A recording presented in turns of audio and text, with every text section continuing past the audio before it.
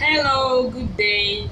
Welcome once again to this special training. So in this video, I will be showing you how to make different ornamental trimmings.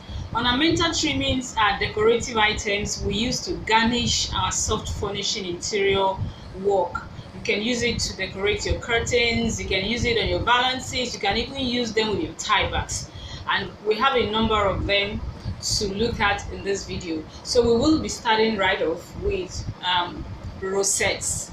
So rosettes, I'm going to use this fabric to make my rosette. So my fabric is measuring 35 inches wide and 6.5 inches long. So it's just 6.5 inches by 35. So that's what I want to use for my rosette. So let's get right into it. Let's get sewing proper. So I will just fold my fabric in two. So the right side is inside, so I'll be sewing on the wrong side. So I will just make a stitch and close this opening with my machine. You can use allowance of about half inch. So after sewing it to the end, I will then proceed to the next stage, which will be for me to turn it right side out. So I'll have to turn it right side out. You can use your scissors to poke one end, to poke it out at the other end.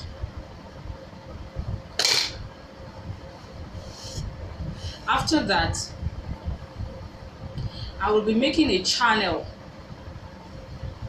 at one end, that same side where I sewed it initially. So I will still sew it now the second time with about half inch allowance in between. The reason for the channel is because I want to insert this half-inch wide elastic inside that channel to gather this. So I'll be making a channel now. So I'll just stitch this down by about half inch or 3/4 of an inch.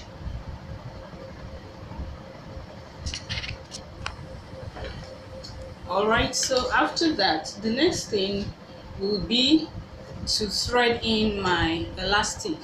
So you need a safety pin to do that. My elastic is just is half-inch elastic, half-inch wide, but the length is about 8 inches long.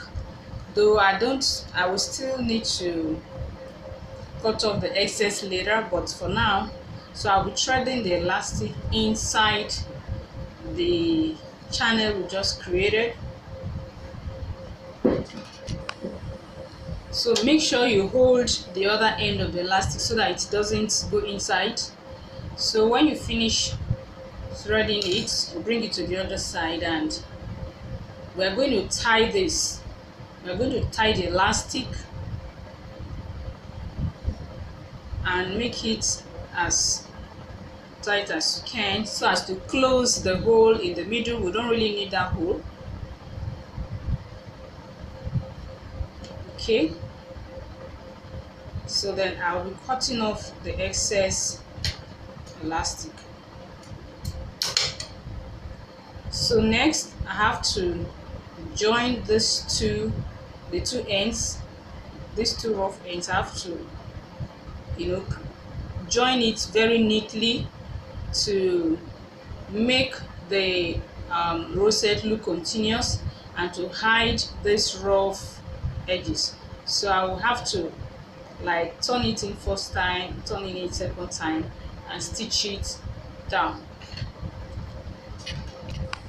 Okay, so after that, so this is what I come to. So just arrange your rosette very well. So we have a rosette already. You can use a cover button or any decorative button to cover this center when you use it on your decor. You can use it to decorate your valances. You can use it on your curtain. You can use it together with your tiebacks. So this is a rosette. So you can see that I actually use a lightweight fabric so as to make it easier to manage. We are going to gather it and all that. So this is our rosette completed. So we'll now go to the next ornamental trimming, which we'll be making, and that is going. So my next ornamental trimming will be tasseled tails. Tasseled tails, and for the tasseled tails, we're going to need templates. So we'll be using 2 templates in the shape of just like an arrow. Okay, so this is my tassel tail. So we are using 2. One is longer than the other. So we are going to now lay them on top of each other when we are done. So this is just a shape. There are other shapes. You can cut some other shape of tassel tails, but this is what we are going to just use at this time. So what you will just do, okay, let me just, though the size of the tassel tail depend on where you want to use it. So you can use them together with your swags. You can use them at the sides of your swags or in the middle of your swag. So, but my template is just measuring about 16 inches by 4 inches for the long one, and the short one is measuring 14 inches by 4 inches. So that is what I'm using for my template. And of course, you know how to do this. It's very simple. You just get a rectangle of fabric to cut your pattern. Is very simple. Just get a fabric, a rectangle of paper like this, whatever length you want your tassel tail to be. Then one end of your rectangle, you fold it in 2, and then you draw your line from the center to this to form the pointed end. So you just do this from the center on that middle to one end like this, and then you cut it out, and then you have your shape formed. So it's very, very simple. Okay, so that was how I cut my pattern. So now after you've cut your pattern, you are going to cut 2 pieces of each of them. 2 pieces of this, one will be front, one will be back. You also cut 2 pieces of this, one front, one back. All right, so these are my pieces. These are the 2 pieces for the long one, and these are the 2 pieces for the short one. All right, so now the next thing will be to sew. If you are using a fabric that is not too thick, you might have to stiffen it with your buckram or stiffener. You might have to iron your buckram to the back of it to give it more stability. So now, with right side facing, I will stitch the 2 sides. I will just stitch around my tassel tail. I will stitch all around. So it's only the top, this side that will be open. So let's do that now. So as I'm stitching around, that pointed end, that pointed part, we're going to insert tassel. So I will show you how to make a tassel later on. So by the time I get to this point, this pointed end, I will have to insert my tassel. This is a tassel. It's very simple to make. You can either buy ready-made or you make them yourself. So I'm going to insert my tassel inside, and I'll be sewing I'll be sewing it in at that pointed end, so that by the time I turn it right side out, the tassel will be dangling at that point.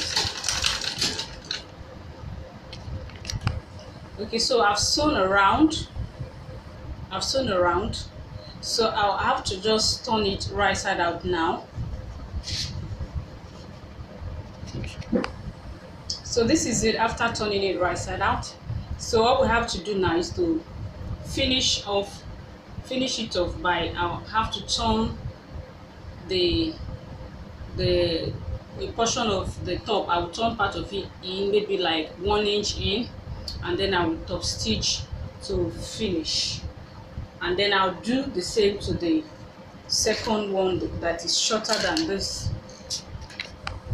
So to make your tassel to attach with your with your tail, if you are not using ready-made tassel, so it's very simple. Just get any yarn, preferably a shiny one of good quality.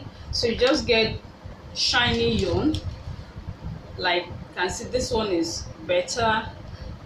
This yarn too is not shiny, you can see it's not shiny. So if you can get any good glossy yarn, that would be better. So you just get a cardboard or a rectangular cardboard. The size, the length of your cardboard will determine how long you want your tassel to be. So you just wind your yarn around the cardboard. You keep winding until you have the fullness you want. So once it is full enough, once you have wound maybe around 20-30 times, then you will now pull out the yarn from the cardboard. You pull it out and use another yarn to tie. You use this to tie your yarn in the middle, the one you pulled out, to tie it in the middle. You tie it in the middle very well. So once you have tied it, then you cut the gathered one. You cut it, and then you make sure that all the ends are equal. So you use your scissors to trim all the ends equal. Okay, and then you can see use another yarn, another small piece of yarn to tie a little portion of the gathered one, so as to hold it together. Just tie it here, not up to the center. You won't let it get to the middle, just a little bit from the tip. So it's just to design it and then to make it to look good. So once you do that, you are almost done with your tassel. So you tie it in place. You tie that tie it very well, and then you cut off the excess yarn.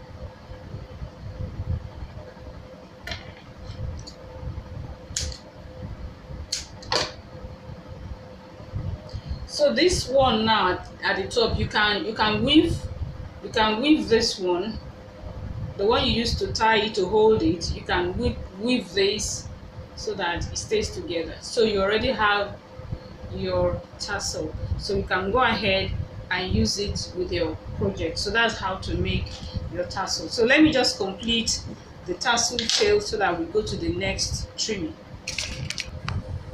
So here we are. Here's the short one, here's the longer one. So the next thing, I'll just have to iron them.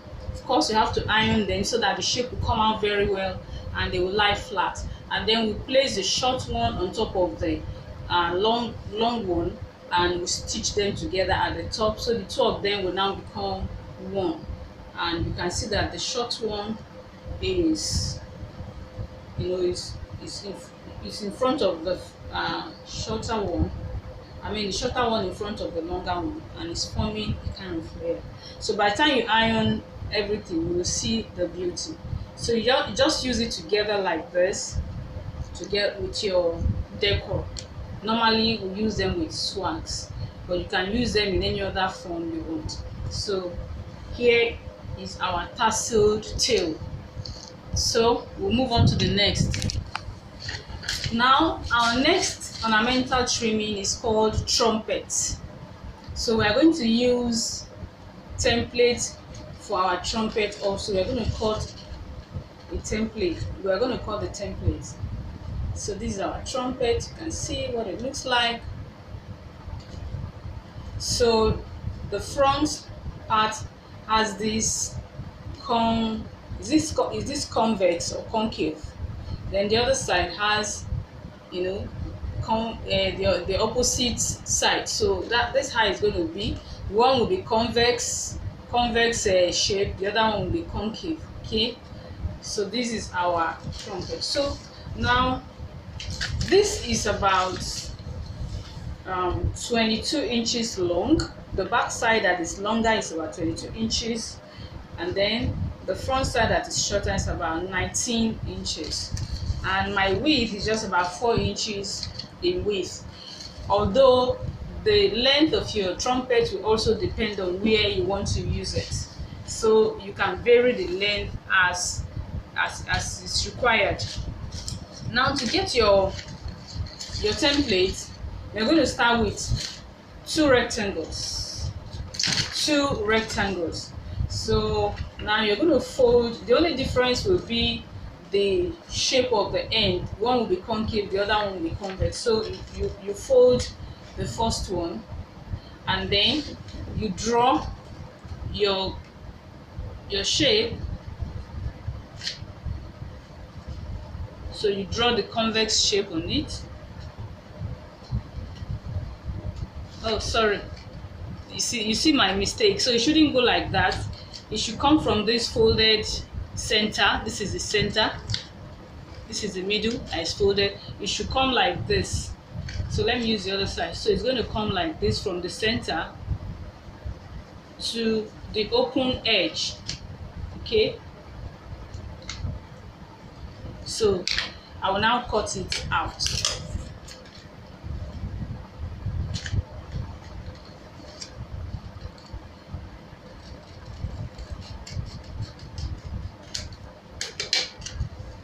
Then I'll need to taper it so that the top will be a bit narrower than the bottom.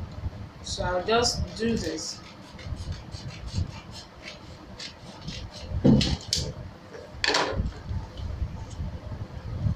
Okay.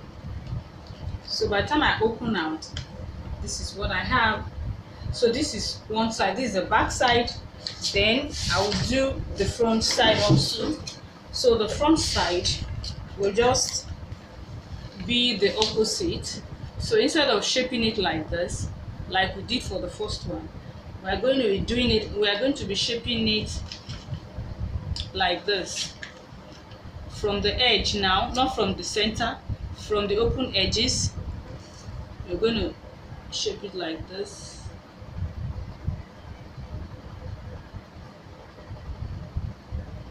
All right.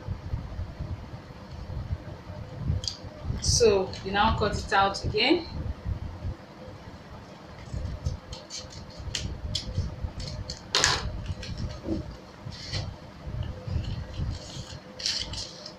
And of course you are still going to taper it. So let me place it on the other one.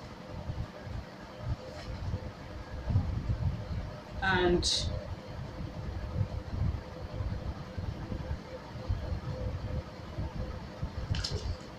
so now I'll use this shape, the first one, to shape the other one. You know, I've already tapered the other one to the top, so I'll just use the first to shape the second.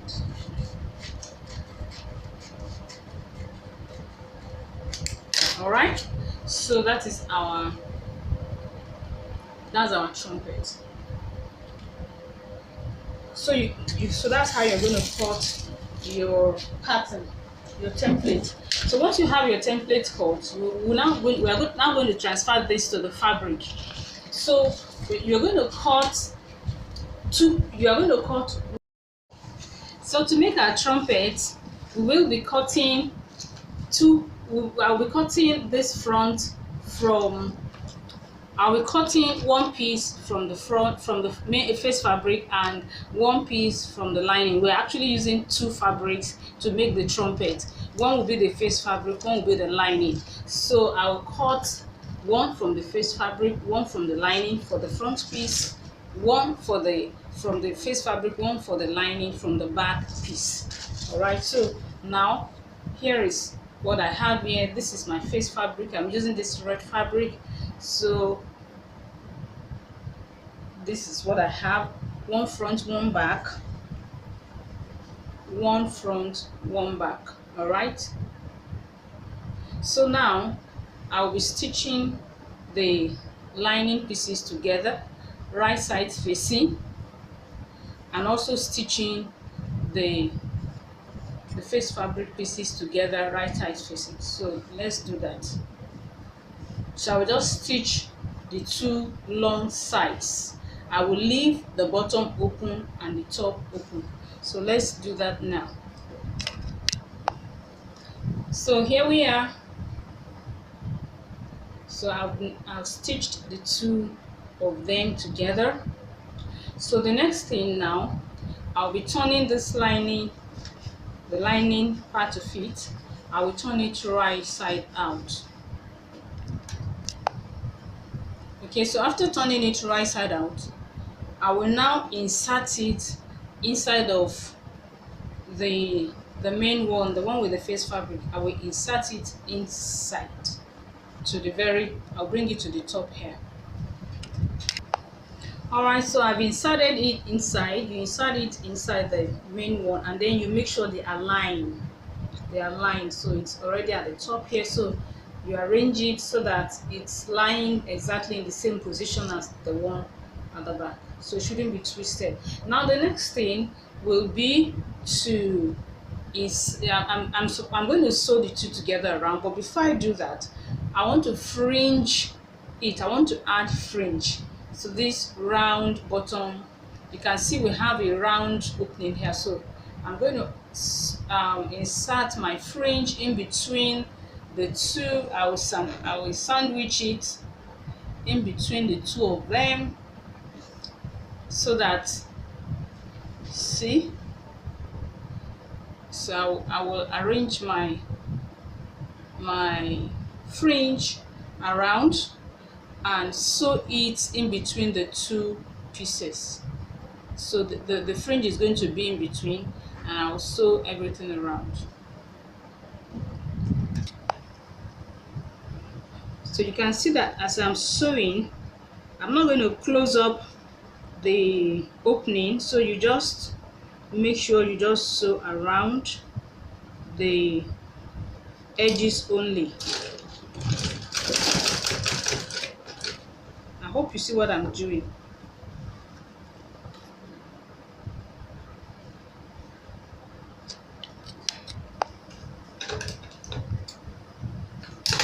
So you can see how I sewed it around.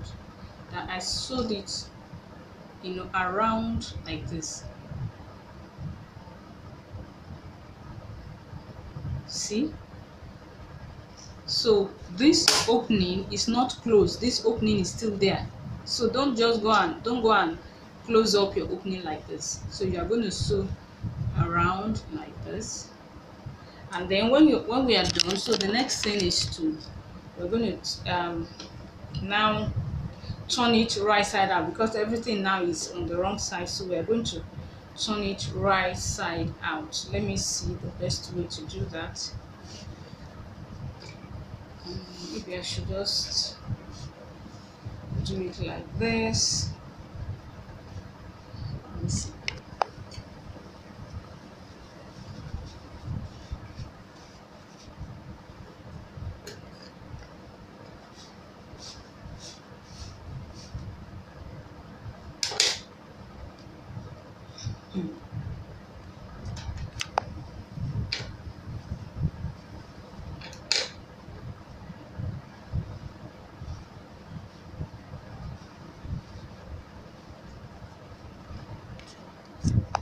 Okay, so after turning it right side out, this is it. You can now see the base. You can see that the bottom is now looking continuously round, and we can see the lining contrasting the face fabric here. So you can iron it well so that it lies flat and smooth. Then we will now finish it off by top stitching. So you just the lining and the face fabric together, you turn them both inside by about half an inch or so, and then we top stitch to finish the trumpet. Okay, so that's our finished trumpet. So you use this to decorate your work. You can use it on the sides of your maybe swags or any other kind of valance. So this is a very beautiful trimming for your soft furnishing interior work. Thank you. So the last in the series of the ornamental trimmings we are making at this time is a bow. So we want to make a bow. So to make our bow, we are going to need 3 rectangles. So this is the first one. This is my first rectangle. You can make your bow of any size really. So the size of your bow depends on where you want to use it, what you want to use it for. So but the one I'm making, I'm using a fabric of 14 inches wide, 8 inches long. So, and then I'll be using this other rectangle here. This one is 16 inches long, 8 inches wide. Sorry, 16 inches wide, 8 inches long. And then this tiny rectangle here, which is 2.5 inches wide by 2.5 by 2. 2 inches long, 2.5 inches wide. So now the first rectangle, the 14 by 8, I'll just fold it in 2 like this. Then I will stitch the 3 opens at the 3 sides. These 3 sides that are open, I will stitch it closed. Okay, so I will just leave a small opening for turning it right side out, and then I will now top stitch it when I'm done. So I've stitched the 3 sides. So I have this small opening, and I'll be turning it right side out from that small opening.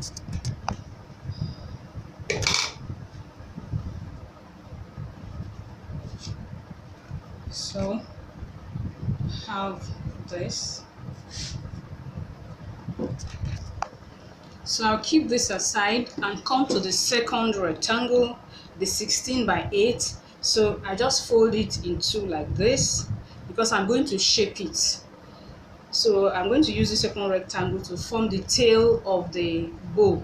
So I will shape it, I'll fold it in 2 first time, then I'll fold it like this in 4. Then I'm going to draw the shape of the tail on it before I cut. So I'll just draw something like this.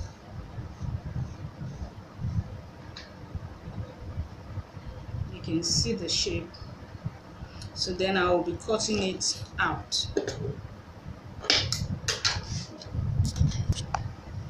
So after cutting it out like that, you can use it like that, or if you like, you can further shape. You can like draw this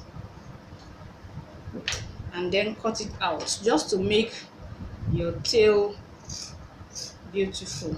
Okay,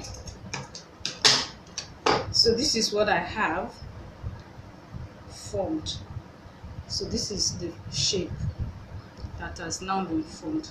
So what I'll just do now is to just stitch. I'll be stitching close all the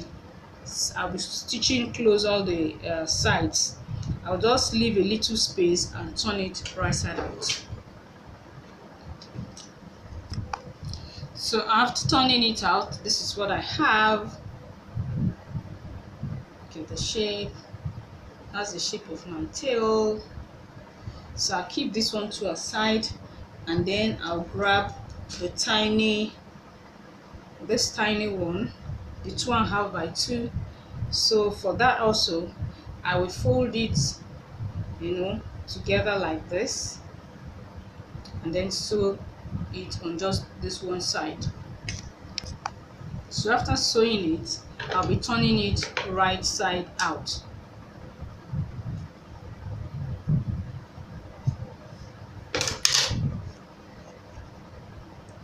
So after turning right side out, I will now bring the two ends together and sew to form a kind of hole.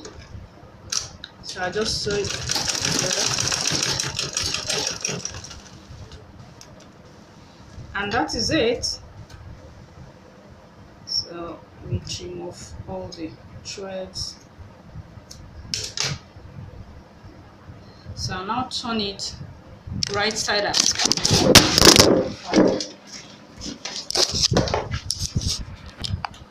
Sorry about that, please.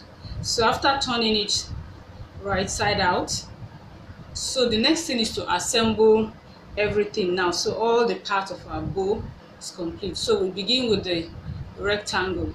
So I'm going to put the rectangle. I'll put it inside that small hole.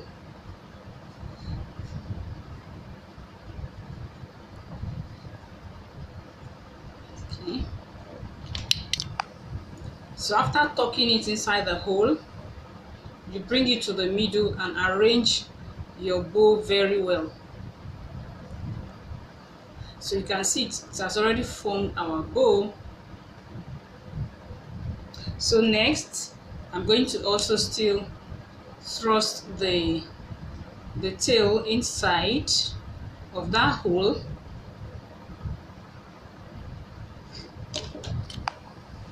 So once I put it inside, so we come to this. So you just arrange neatly and use the best side as your front, and then you can use this to garnish and decorate and accentuate your interior decor work. You can use it on your valance, on your curtain, on your tieback, wherever. You can even use it on pillows also. You can use it on bed sheets, whatever. So now that brings us to the end of the ornamental trimmings. So I hope you've enjoyed watching all these trimmings and you'll be able to make yours. So thank you for now and bye.